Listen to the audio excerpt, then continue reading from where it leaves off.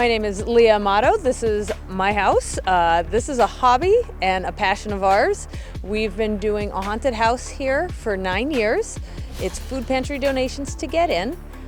We average about 500 victims every year. Our best year, we donated almost 1,200 pounds of food to the pantry. We're completely volunteers. We take all shapes and sizes, and I dress them every year. We do a new theme every single year, new costumes, new sets, new props. This year we actually have a couple props that were donated from a fellow haunter in town, the haunted borough. Dave Adams, who used to be the fire chief here, he passed away this year, so we wanted to keep his memory going, so we have a couple props in our haunt this year in memory of him.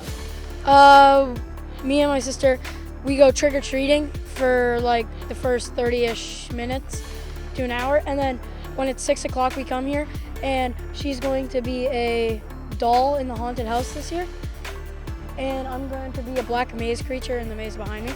Oh no. Monsters, they're loose! I got everything right! Pretty weird having just strangers walking around your house, kind of, but it's really fun.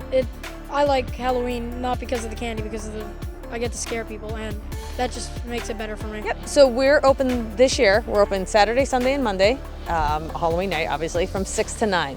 Now, if you show up on Sunday and you show up at like 5, the actors won't be in yet. I can walk you through, I can show you all the props. At the same time, this is led by either myself or another actor that we have. So if it's getting a little too scary for the kids, we can totally tone it down. It's a great first haunt if they've never come to one before. So this year's theme is Forbidden Factory. Obviously think of it as like bad science experiment gone wrong. There might be some zombies, maybe a little bit Resident Evil, Umbrella Corporation type of things with it. We figured it was a good year to highlight a lot of blacklight work that we did, so lots of zombies.